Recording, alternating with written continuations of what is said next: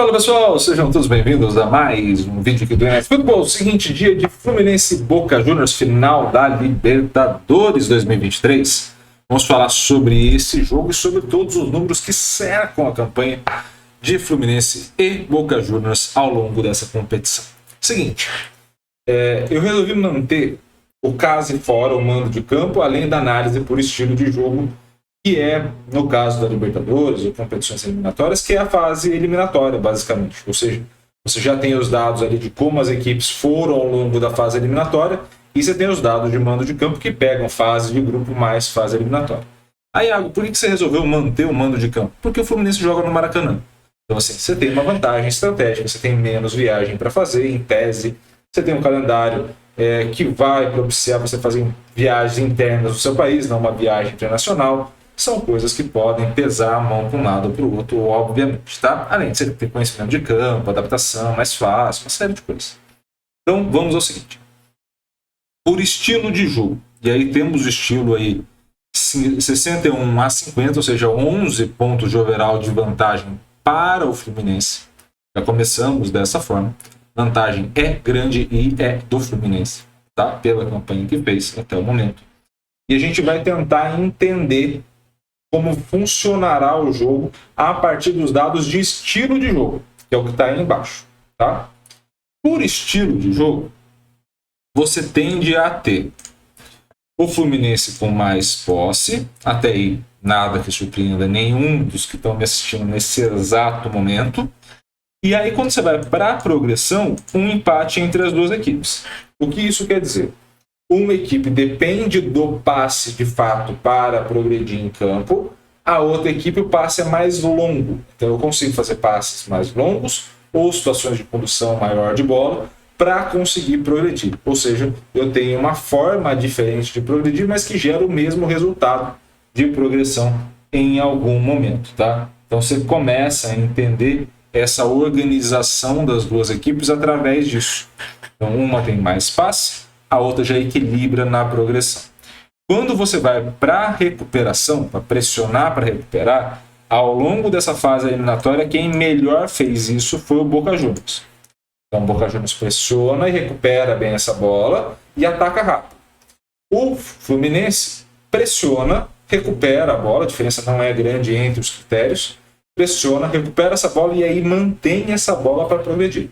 É uma questão de velocidade, de diferença entre as duas equipes nesse conjunto de jogos que a gente está analisando. Quando a gente vai para sofrer a finalização, ou seja, eu vou ter uma equipe adversária finalizando contra o meu gol por bloqueio, ou seja, impedir que a bola vá para o gol. Quem leva a vantagem? Leva a vantagem o Fluminense. Grandes vantagens? Não, mas leva a vantagem o Fluminense. Por defesa do goleiro, quem leva a vantagem nessa etapa da competição? O Boca Juniors. Grandes vantagens também, maior do que a de cima. Mas, de novo, temos um cenário aqui de maior equilíbrio na parte de defesa entre as duas equipes. O que coloca o Fluminense tão acima do Boca Juniors assim? O que coloca o Fluminense é que na parte de produção da finalização ele finaliza mais, não muito mais, ou seja, a diferença de número total de finalização não é tão grande, mas o que é de fato muito discrepante é a taxa de conversão. O Fluminense converte muito mais gols do que o Boca Juniors, tá? Então a gente está olhando pelo estilo de jogo. Então não estou levando em consideração o Maracanã ou jogar em casa ou não, tá? Por estilo de jogo já se apresenta essa vantagem. Quando a gente coloca o estilo de jogo, a diferença que era de 61 passa para 65. Então assim, você tem aí o overall do Fluminense subindo e o overall do Boca Juniors mantendo. Então, novamente, e aí agora de forma muito mais clara, porque a gente está considerando um Boca Juniors fora de casa e um Fluminense em casa ao longo da Libertadores, que é o melhor cenário para o Fluminense. Então, temos aí passe, progressão e velocidade de recuperação, agora sim, todas voltadas para o Fluminense. Então, aquele domínio absoluto das equipes do Diniz. Posse de bola, pressão e recuperação, 70% de posse, já não é mais aquele 60-40 com 55-45, algumas horas alternando dependendo da pressão do adversário. Não, agora já virou uma equipe recuada com uma equipe pressionando, tá? Quando eu coloco a finalização, ou seja, eu consegui finalizar, a minha equipe conseguir finalizar, o Fluminense finaliza muito mais jogando em casa do que o Boca Juniors jogando fora. E aí quando eu coloco a taxa de conversão, então, é uma lavada em cima do Boca Juniors. Assim, muita diferença. Quando eu olho para a parte de bloqueio, de novo, vantagem já menor, mas vantagem do Fluminense. E quando eu coloco a defesa do goleiro olhando para os mandos de campo, a vantagem também é do Fluminense. Então, se eu tenho um Fluminense favorito no confronto só pelos estilos, eu passo a ter um Fluminense extremamente favorito pelo mando de campo. Então, jogar no Maracanã, em tese, transforma o Fluminense em ainda mais favorito contra a equipe do Boca Juniors. Quando a gente vai entender essas modificações, é necessário que a gente entenda esse conjunto todo. Então, o que modifica para o Fluminense jogar no Maracanã? O que aumenta a chance de vitória? Eu aumento a pressão, eu aumento a progressão, eu aumento o passe, eu defendo melhor, seja o meu goleiro ou o bloqueio, finalizo mais. A única coisa que cai é a taxa de conversão, tá? Que, nesse caso, cai pelo seguinte motivo. O Fluminense, ao longo da Libertadores, na primeira fase, desperdiçou muita finalização, fez muita finalização, mas desperdiçou muito. E ao longo da fase eliminatória, aí contando casa e fora, finalizou menos, mas com mais qualidade. Então houve uma compensação ali pelo número de tentativas e erros no começo, e aí uma baixa produção de gol, ou menor do que estava. E depois, na fase eliminatória, eu tenho menos finalizações, mas eu tenho, de fato, uma vantagem ali um pouco maior, tá? Então é por isso que ele fica como mais favorito. Já o Boca Juniors, por que ele não modifica tanto? Onde que ele vai modificar as ações, né? Então eu tenho laranja e Boca Juniors jogando fora de casa, em azul pelo estilo de jogo, que é o que a gente estava comparando.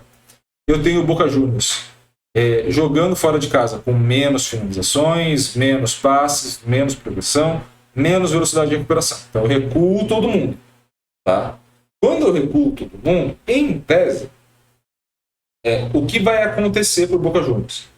Eu passo a ter um cenário de um número muito maior de jogadores atrás da linha da bola, o que aumenta o meu sucesso de bloqueio. Então eu perco finalização, mas eu ganho proteção. Ganhei proteção, o que vai acontecer quando a bola passa da barreira? Passa dessa barreira humana formada ali para o bloqueio. O meu goleiro tem uma taxa de atuação parecida.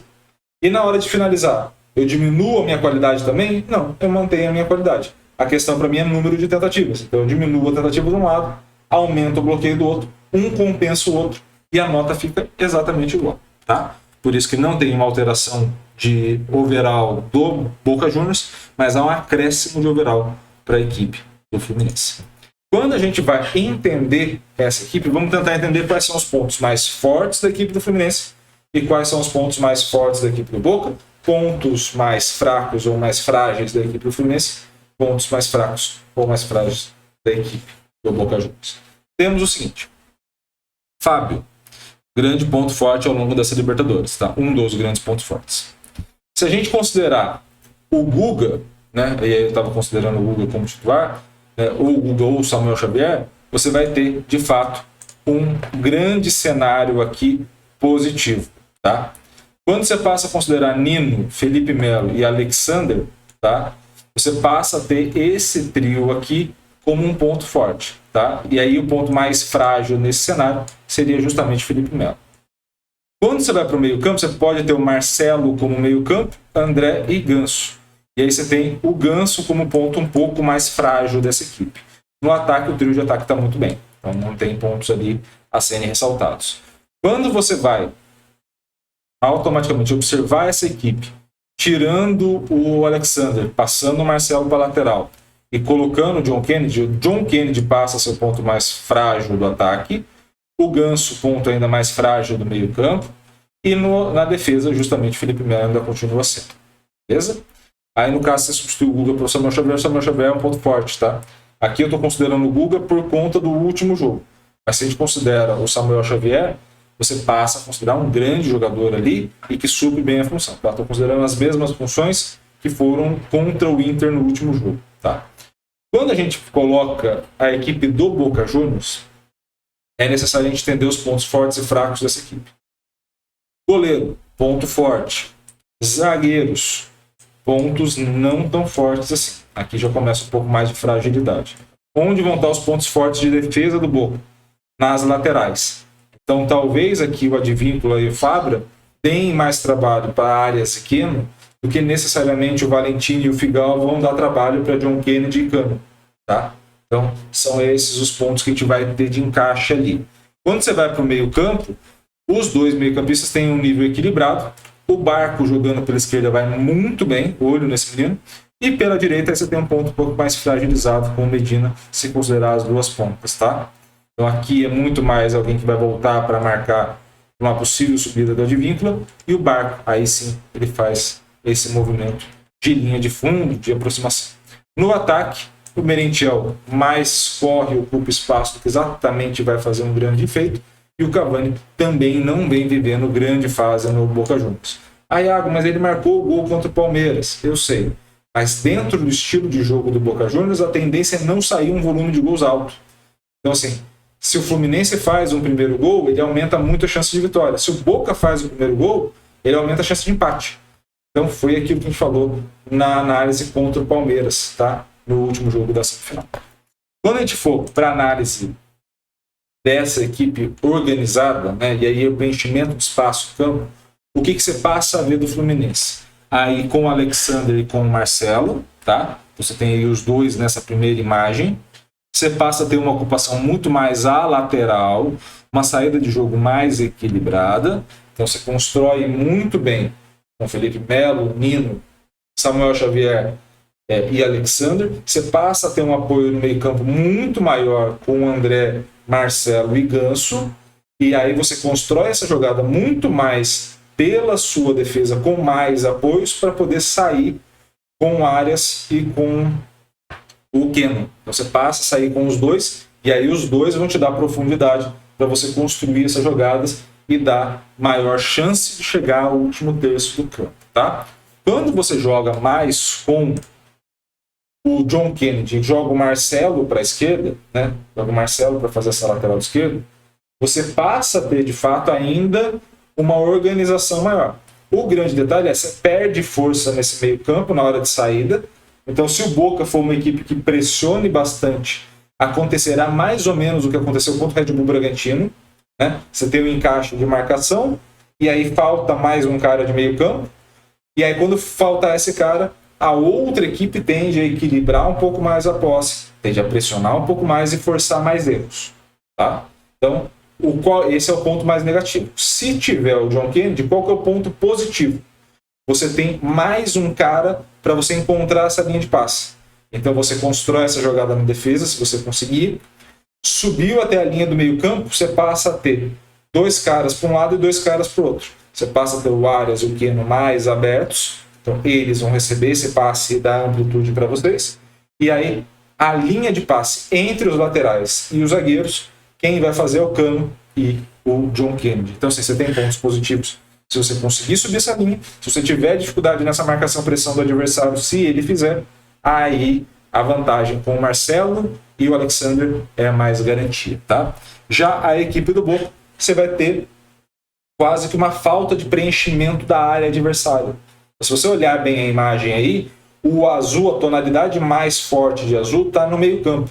Então eles formam duas linhas de 4 nesse meio campo de fato e condensa muita gente ali. Onde que vai poder ser aproveitado um pouco melhor as jogadas para a equipe do Fluminense. Se eles conseguirem fazer com que o Boca suba essas linhas, e ao subir, você joga entre as linhas, entre a linha da defesa e a linha do meio campo. Aí é o papel do Cano, aí é o papel do Ganso encontrar essas linhas de passe, porque é ele que vai conseguir encontrar de fato, ou até mesmo finalizações de média e longa distância com os laterais, já foi o caso do Samuel Xavier e do Marcelo. Então é um jogo muito propenso ao Fluminense vencer, mas ele é um ponto necessário que a gente comece a entender, e a gente vai voltar aqui para o cenário de estilo. Não tende a ter gol do Boca, tá? Assim, é baixa a chance. Então, se o Boca faz 1-0, ele aumenta a chance de empate e pouco a sua chance de vitória. Se o Fluminense faz 1-0, ele sacramenta, ou pelo menos encaminha muito bem a vitória. Então esse é o ponto do primeiro gol. O primeiro gol dá ao Boca uma grande chance. O primeiro gol, assim, dá uma grande chance de empate, né? E aí você poder levar para os pênaltis, por exemplo, ou algo do tipo. Um primeiro gol do Fluminense, aí sacramento. O grande detalhe para o Fluminense é conseguir produzir esse primeiro gol contra um Boca que é muito bom de levar o jogo para um 0-0. Então esse é o primeiro grande desafio. E feito o primeiro gol, o desafio maior será justamente não sofrer. O que é não sofrer? É não passar o sofrimento que passou contra o Corinthians no primeiro tempo lá no Maracanã, é não passar pelo sofrimento que passou contra o Red Bull Bragantino em Bragança.